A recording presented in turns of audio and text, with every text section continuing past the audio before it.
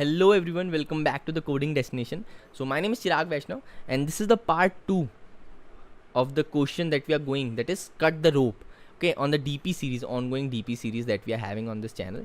So in the last video we basically discussed about the question, about the approach, about the intuition and all the algorithms, all thing. In this part also we will continue that thing, but before deep dive into the question, I will just like you to showcase some of the Newton School's highlights, right? So Newton School has only provided me such an amazing opportunity to interact with you guys, to learn and grow together. And talking about Newton School is an platform which helps you to build your career in tech specifically. Okay, it has a 6 months long curated course which helps you to become a full stack developer. And at the end, Newton School is connected to a lot of companies and it helps you to get placed. And the best thing about Newton School is that you have to pay Newton School after you got placed, right? So after you got placed, then you will be getting your salary, and from your salary you have to give a part to the Newton School as their fees that they taught you. They got you help you got placed, and after that you have to pay them, right? So this is really amazing opportunity and platform provided by Newton School. So if you are interested to enroll in it, you will find the link in the description. So this was it for Newton School. Now let's get started with the problem. Here we are with the code part. तो code मैंने क्या करेगा, एक function define कर लेता हूँ, int max cuts के नाम से, int n, int x, int y and int z let's say. Okay, तो अब मुझे इसमें क्या करना है कि मैंने ये फंक्शन डिफाइन कर दिया. अब इसमें मुझे डी पी इनिशियलाइज करनी है. डी पी ऑफ n+1 से मैंने इनिशियलाइज कर दी. मीम सेट में dp का -1, साइज ऑफ dp यहाँ पे डाल दिया. ठीक है, तो अब यहाँ पे मैंने dp इनिशियलाइज कर दिया. Int a is equals to ways of n, x, y, z, dp, right. If a is negative, हाँ a नेगेटिव का मैं आपको नहीं बता रहा था, तो अब मैं बता दूँ कि अगर a नेगेटिव है तो मैंने उसको इनिशियलाइज क्या किया था, a min से. अगर मेरा a नेगेटिव आ रहा है मतलब मेरे कट्स ही नेगेटिव है, तो कोई मतलब है नहीं ना उसका. वैसे it is not a possible situation, but again अगर मेरा आंसर किसी लूप में नहीं जाता और इंट मिन में ही रह जाता है तो इट इज़ अ पॉसिबल. तो अगर a 0 है तो रिटर्न 0. जैसे मैंने आपको एग्जांपल दिया था कि अगर मेरी लेंथ ही 1 है और कट मेरे 2 के हैं, तो how it is possible. So we can not do that, right. तो ये करना है, वरना रिटर्न a. अब मेन फंक्शन पे आ जाते हैं. इंट बेस, तो उसमें क्या करना है कि int n, int x, int y, int z, int star dp. ठीक है, अब ये मैंने इनिशियलाइज कर दिया. इफ अगर मेरा n नेगेटिव है तो we know we have to return int min. If मेरा n 0 है तो we know we have to return 0. उसके अलावा if dp of n is not equal to -1, है ना, -1, then what we have to do, dp of n, क्योंकि मैंने calculate कर रखा है पहले. अब अगर नहीं है तो मुझे क्या करना है कि int a is equals to ways of n - x,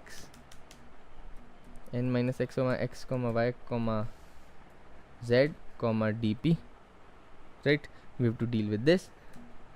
int b is equals to base of n minus y, x, y, z, dp.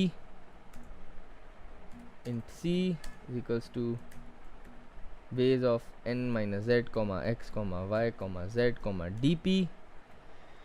यहाँ पे मेरी लेंथ छोटी की हो गई क्योंकि मैं इक्वल्स लिखना भूल गया. ठीक है, तो अब मुझे क्या करना है, अब अपना काम ज़्यादा बचा नहीं है. अब what you have to do, you have to return dp of n equals to max of a, max of b, c. अब यहाँ पे ब्रैकेटों का पूरा मैंने खेल लिया है.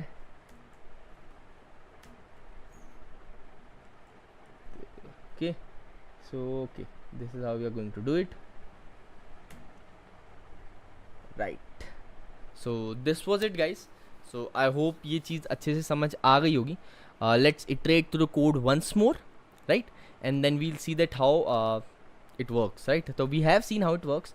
तो अब जो मैंने कोड लिख दिया था, कोड को इटरेट करते रहो. कोड में सॉरी, ओके, तो अब कोड को इटरेट करने का मैं आपको क्यों कह रहा हूँ, the reason that I am saying that how to iterate code, how to do all this things is कि सबसे पहले मैं वेज में गया, सबसे पहले गया इसमें मैक्स कट्स। अगर मुझे कट्स जैसे 4 दे रखे हैं, राइट, तो मुझे 4 कट्स दे रखे हैं और एक्स मेरा दे रखा है 2 1 1, तो मैं क्या करूँगा, सबसे पहले एक डीपी बना ली और डीपी में मैं 1 बाय 1 चेक करूँगा कि हाउ इट इज़ वर्किंग। तो सबसे पहले मैंने ए पे गया, तो ए पे आई सॉ कि जैसे डीपी बना लिया और डीपी मैंने वेज में फंक्शन कॉल कर दिया। अब यहाँ पे सारा गेम यहाँ से होगा, मुझे आंसर यहीं पे मिल जाएगा, sorry. So this function is giving me the answer, ठीक। तो अब सबसे पहले मैं चेक करके, अगर मेरी लेंथ ही नेगेटिव है तो कोई मतलब है ही नहीं, तो इंट मिन रिटर्न कर दो। इंट मिन क्यों रिटर्न कर रहा है, क्योंकि यहाँ पे यहाँ पे मेरा ब्रैकेट गलत था, ओके। तो क्योंकि ये वाला जो एंड में मैक्स है ना, अगर वो इंट मिन है तो मैक्स ऑटोमेटिकली एक्सक्लूड हो जाएगा, और अगर नहीं हुआ तो यहाँ पे मैंने इफ़ ए नेगेटिव वाली कंडीशन डाल ही रखी है तो वो यहाँ पे एक्सक्लूड हो जाएगा। सो इसीलिए मैंने इसको इनिशियलाइज कर दिया है वहाँ से। And then what you have to do, अगर n 0 है तब तो रिटर्न 0 ही कर दो, लेंथ मेरी 0 है, हो चुका है अपना काम, ठीक है। और अगर मैं पहले से कैलकुलेट कर रखा हूँ, अगर -1 नहीं है तो return D P of n।